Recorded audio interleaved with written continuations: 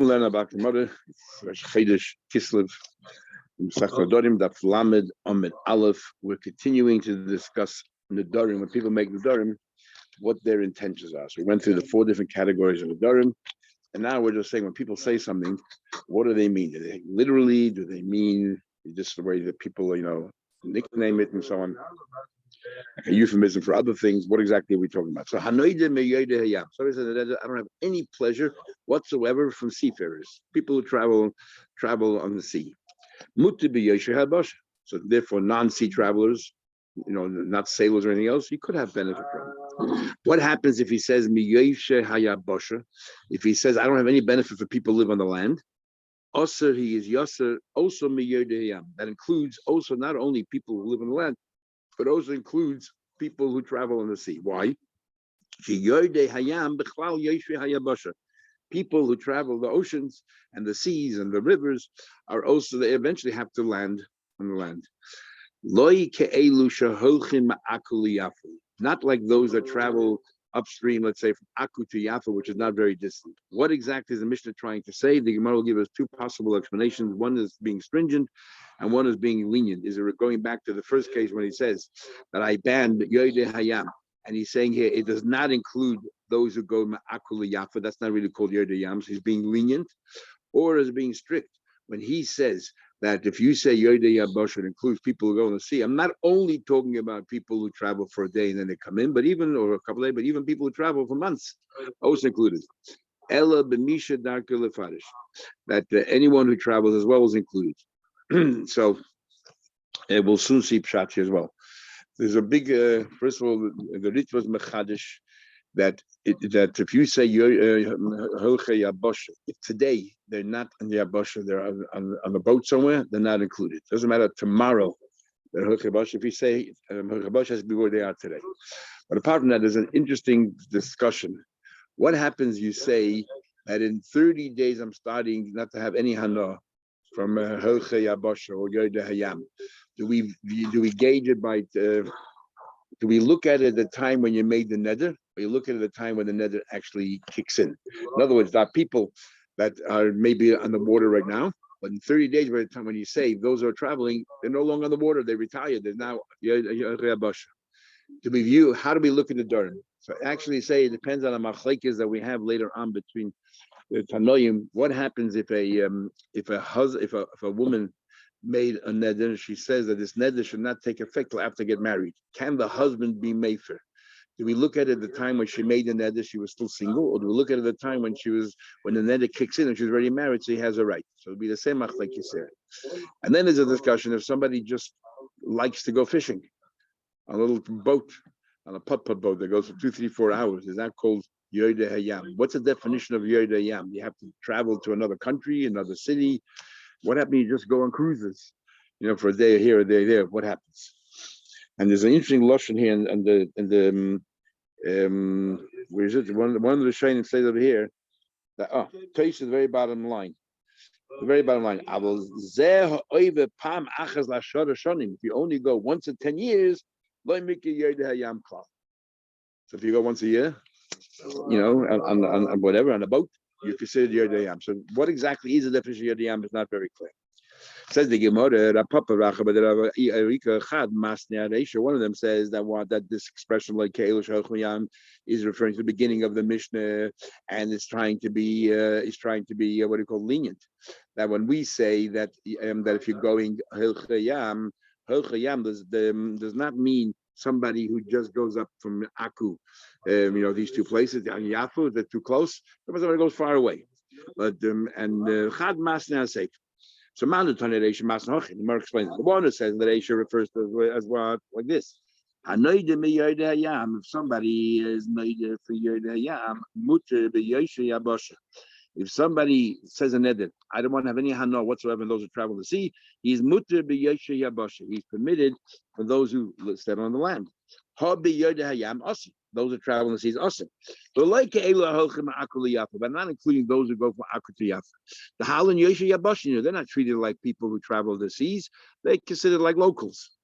Ella memisha darkim lefarish. Only for people who travel far away. Uman the Masna Sefer, but the one who learns it on the Sefer, Masnach, learns the following way. He's machna. If you say that I'm abstaining to have any or no, I'm from people who live on the land, also b'yodiyam automatically includes yodiyam. But which yodiyams include? Not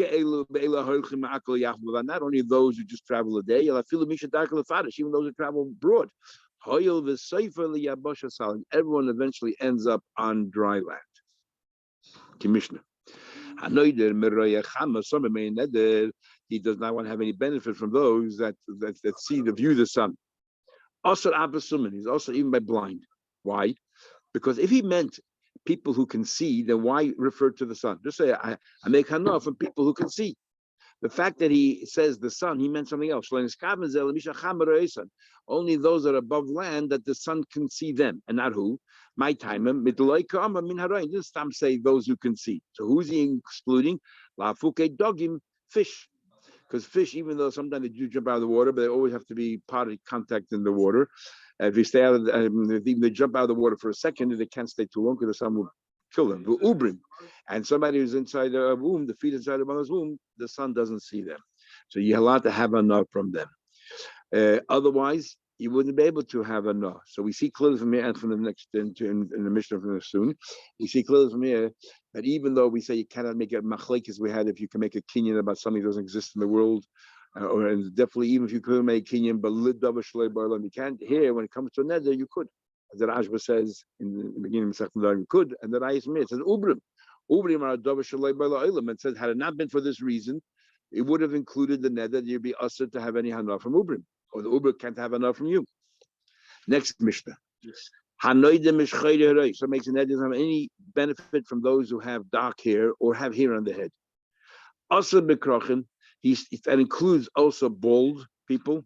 Ubale savers. Now, what exactly is a bale saver? Generally, you assume it means white hair. However, the Rosh says, and he doesn't explain what it is. The Rosh says, I'll just quote you the Rosh. The Rosh says here, krochin, part of the Gemara that includes krochin, bale savers, and v'chein misha sari loven. So what's bale savers? Maybe Bala Saber is someone that's not entirely bald, only has bald spots, or something to that effect. Otherwise, we interpret Bala Saber as older people means gray hair. And anyway, even though he said the word shcheda, which normally means black hair, jet black hair, nevertheless, it includes everybody, all men. But what does it exclude? Noshim, women. Why are women not considered shcheda? I shall see in a minute. Tanim and children. Only men. Says the Gemara. My time of why? If he meant to exclude bald-headed people, he should just said hairy people. Why say black hair? My time. Very important word here. Anoshim men zimnim the mixir shayu v'zimnim the megaler shayu. Sometimes the head is uncovered, sometimes the head is covered, so you can tell what color hair they have. Women are always covered. Always uncovered. Now, in Simon Ches and Shulchan Aruch there, in Simon Tzadik Aleph and Shulchan Aruch, Simon Beis and Shulchan Aruch talks about the makkah for wearing a yarmulke for a man. And there's a big machlekes whether the Samach Tzedek in the Meluyim talks about that's Mahatayda, not like the long Vilna Gaon Bir Hagron in Simon Ches. And the Samach Tzedek uses the expression Chas v'Sholom to say it's not. Famous word, Haino, you have to wear yarmulke. It says Vayetze Yakim Be'eshava, Yakim Lef Be'eshava. You think we go without a yarmulke? So that's the makkah for wearing yarmulke. But the Mashal scoffs at the Ashkenazim who have gluttons, enjoy life, and they're so worried about the yarmulke falling off their head when they sleep. So anyway, it's a big argument. How far is it because it's sneeze, or yarmulke is Yorei Malka, Yorei Malchusa? But here, most of them do not bring this Gemara here. The Taz, the famous Taz, most of them do not bring this Gemara here. Alter Rebbe in Shulchan Aruch in Beis and Ches Dal he changes l'shainis, whether it's mitzchidis, less than 4 amas, more than 4 amas. Is it a din? Let's say how far do we go? The fact that it says in men, sometimes they reveal the head, sometimes they don't reveal the head. Women always cover the head. So first of all, they all talk about women always cover the head. What do you mean? But we learned in Ksubas that I know. What about inside the house? We said you don't have to. Here it says they always cover the head. So someone bring an eye from here to the Zoya that a woman should always cover her head inside her house. Others say, no, we're talking about when a person makes a ned that he meant women in public. Other women that that he doesn't see in his own house, his wife. Well, other women, and in public, no woman has any of the hairs in the head covered, which also proves that when we say a woman has had her hair covered, no hair should be exposed, because otherwise you can tell if it's chayrid or not. But men, what do you mean sometimes? Pamim mechasen, pamim megalayu. Anashim zimnim the mechasen reshayu, zimnim megalu reshayu. What does that even mean? So doesn't mean that sometimes so that those who say that the yam tivam they bring an eye from right here, because it's pamim the megalu reshayu. And Traces on the bottom says a very cryptic thing, 2 lines from the bottom, where there's a chaf there, and he says, nevertheless, and sometimes they come upon a number of times they reveal the head. The gamutarin legalis ba'kroi ba'alma. They're permitted to reveal the head when it's only from time to time. What does that mean? Afilu b'snei kol ha'olam, in public, which means it's coming to negate when it comes to women coming to here. We're talking about in public. We're not talking about in your privacy of your own home. Hashem came in Oshit. So clearly, we're talking about women in public.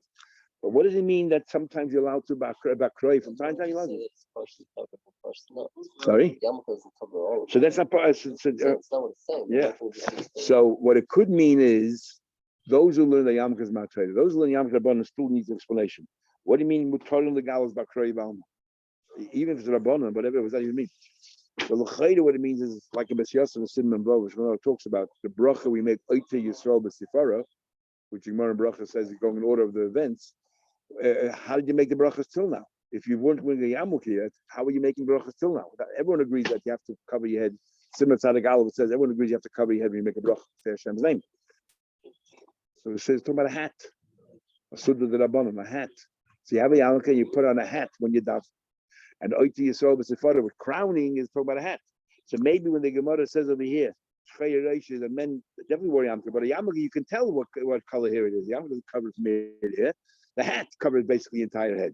So the hat, I mean, depends. In davening and not davening, it depends where you are. Some you take your hat off, and some you don't take your hat off, and that's maybe what Tate is talking about as well. You don't have to wear a hat all the time. So therefore, maybe that's what he means there. Not 100% clear. Actually, some Achrayim want to know why the early Achrayim, when they had the whole discussion of Yarmulkes, don't bring this Gemara. Besides the Vilagon and the Tzemach Tzedek, they don't bring this Gemara here. And they're wondering why. Okay, let's continue. Next mission, Hanoyim, some makes in that he says from those who were born already, Mutabin is permitted, but those who will be born. But if he says Min Hanoyim, I don't have any benefit from those who will be born, clear from here that you can make a double shaloi b'aloyim. I wouldn't clearly say those who will, they're not even an Uber. They're not even inside the fetus. At least then you can argue it's something there. There's nothing here. They will be born one day. Asr, they're forbidden min hayeludim. According to Tanakama, not only the future one, but also includes the past ones. Rab Meir matir afiludim. Rab Meir is very cryptic. The Gemara will talk about it. He says, "Yemutir also those who were born before." Also, and what else? And those who will be born. But you said clearly, so it sounds like Rab Meir holds that it's all permitted, future, past. We'll see in a minute. The Chachamim say, "Loinas kaven ze elamisha darkil hibalim." He meant all; they're all included, the past and the future. Only someone who's normal darkil hibalim. Big machlekes are showing if the Chachamim are a third opinion, or they're actually agreeing with the Tanakama. Says Rameir, what do you mean?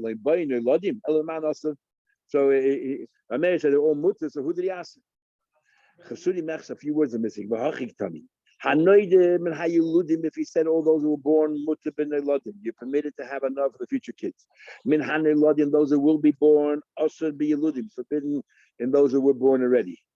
And the way we're learning right now is Moshe Shainim that the Rabbanan and Tanakama saying the same thing means not only those who were born, but both. And Amir says, Av hanoidim and hanoilodim. No, just like when you say about the ones who were born, you meant literally those who were born already. So too, when you say those who will be born, you mean only those who will be born. Mutter be yeludim, and therefore permitted with those who were born already. If whatever you say, that's what you mean. You're telling me noilodim means the misyaldin masha. You tell me noilodim means that what that will be born. El Miatim, that's a question. It says in Pasuk, it says Shnei Yosef was told by Yaakov, Shnei Banim Haniladim Lecha, the two children that noiled to you. According to you, noiled means future tense. That would be born. Ephraim and Menashe were alive already, and yet he uses the word noilid. So we see noilid can mean either future or past. Says the Gemara, Elamai, the Yelidu Mashma. So what does it mean? It means that they were born, doesn't matter past or present. The question, Elamata, the Chsiv, says in Pasik,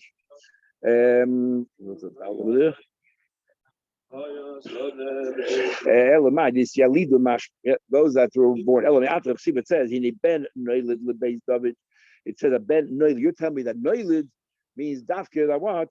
That we're already born. Noila is Dafka past tense. You're telling me sorry, you're telling me that that Noila can mean everything. That Yuludim can mean everything, past and present. So that's the question. Noila in the Torah can mean everything, past and present. So, but let me ask you a question. What about Noila? Noila, we're saying Noila means future, right? Look in the Tanakh. It says Ben Noila lebeis David. It was said to at the times of Rechavam. The second king after Shlomo, the first king, Shlomo's son, before the king was split. He said, "A ben will noilid lebeis David, a child will be born to Beis David." Over 100 years later, Yoshio Shmai, his name will be Yoshio, and it says noilid. And you're telling me that noilid means that what? Can mean was born already. You tell me that Yoshio was born already, but I Menashe leba. Menashe wasn't even born yet. Very odd. We're talking about Yeshua. What do you throw Menashe? The Gemara should have said, so Rashi says, or whoever Rashi says, even his grandfather, Menashe, wasn't born yet. Okay. However, what do you mean Menashe? Yeah. Oh, so the Maratz Chai is a beautiful shot. The Maratz Chai says, in the Vim, all future tense can be past tense, and in fact, there are, and brings on other cases. And why? Because they were from Nevi'im, which means whatever they say will definitely happen, is as if it happened already. You don't have to wait till it happens. If they say that it's going to happen, it happened already. But Menashe, Chizkiah didn't want to marry Yeshaya's daughter, and he got sick. We looked more than in Brachas. He got sick. He got sick and everything else, and then the only way he can get the refuah by marrying. Yeshaya went to the back of Chayla, and so on and so forth. And Chizkiah said, I don't want to have any kids because I can see in the future it'll be a Russia. They told him, none of your business. You do what you have to do, and they take care of the rest. All you have to do is the best that you can do, and no more than that. So, so because Chizkiah did tshuva is something you can't say Nevi'us about. So you do tshuva is our bechira, whether we do tshuva or not. So therefore, we say Menashe is a product of tshuva. So this is the only thing that we cannot say in past tense. We got to say in the future tense. Yeah, that's what he says in Rashi. The truth of the matter is, both words, sai yiloy, sai noilid, can be past tense and future tense. Navos. But Nedarim halach achad lashon yadam. We're talking about Nedarim. Nedarim is very different. When people say something, what do they mean? The Chachamim say, no, he meant people that normally have kids, and not what. Who doesn't want to have? Who doesn't want to have enough from? Who will? Dog and fish, they don't have a fetus inside the stomach. They lay eggs outside of themselves. And the same birds, they lay eggs outside of themselves, and therefore they're not part of the neder. They're not part of the neder. That's when it comes to be matzah. Says he about further. Hanoidim Shabbos makes a neder that he will not have any enough for somebody who observes Shabbos. Also be Yisrael means he's not have any enough many yid, but also be Kusim, he's not have enough from Kusim because Kusim, these are the people that converted because they feared they were threatened by lions. We have a big machlekes if Kusim are considered Gedi Emes, the converts who are genuine, or Gedi Arayis. They just did it purely out of fear, they weren't genuine. And then later on, they were caught that they were making this trek, and turned out to be that they were going to Hagrizim, and they had this a bird on top of them, on top that they were all worshiping. They realized that they were all worshiping them. So certain mitzvahs they did, they were very, very observant. Certain they didn't, but they were eating, they had to keep Shabbos as well. What happened? Make a neder? All those who eat knobel, all those who eat garlic, he's not gonna have it. Also be Yisrael, because Ezra, one of the 10 takanas he made was you have to eat garlic Friday night because it makes you more fertile. But also be kusim. So to kusim, see they took on this takana of Ezra, but goyim no problem. You say oiler Yerushalayim, those that make the trek 3 times Yerushalayim, also be so, but mutter be kusim because kusim didn't go Yerushalayim to Gerizim. And interesting, one of the Shayim said the lashon here, they hated The Rosh actually says. The Rosh says that the Kusim hated Yerushalayim. Shehem, second line there, in the middle line. Shehem soinim es Yerushalayim. They hate Yerushalayim. Hagrizim b'Yerushalayim b'mokim Yerushalayim. It shows Hagrizim instead of Yerushalayim. Wondering why they hated Yerushalayim. Nobody else says that expression. They hated Yerushalayim. But we see it today.